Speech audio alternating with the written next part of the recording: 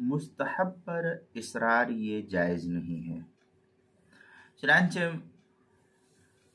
مستحب جو بات بیان کی جاتی ہے اس سلسلے میں یہ بات واضح ہونی چاہیے کہ کسی امر مستحب پر جو استحباب کا عمل ہے اس پر اس قدر اصرار کرنا کہ اس کے نہ کرنے پر لوگوں کو طعن و تشنیع کرنا اور لوگوں کو طعن تشنیع کی نوبت آ جائے، اس طریقے سے یہ جائز نہیں ہے۔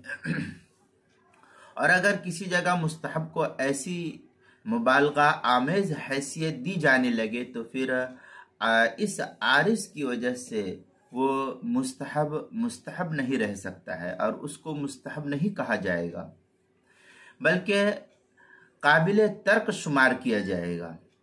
اس کا اصرار اس قدر بڑھ گیا تو اب اس کو ترک کرنا یہ بہتر ہو جائے گا، یہاں تک کہ شرعی احکام کے درجات کا بھرپور تحفظ کیا جا سکے اس سلسلے میں۔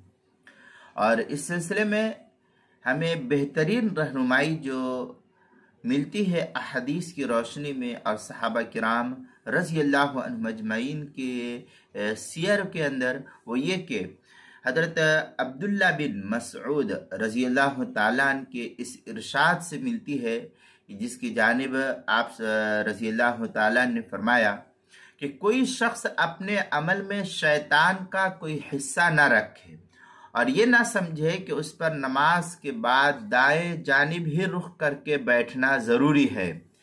اس لیے میں خود حضرت صلی اللہ علیہ وسلم کو بائیں جانب بیٹھتے ہوئے بھی دیکھا ہے۔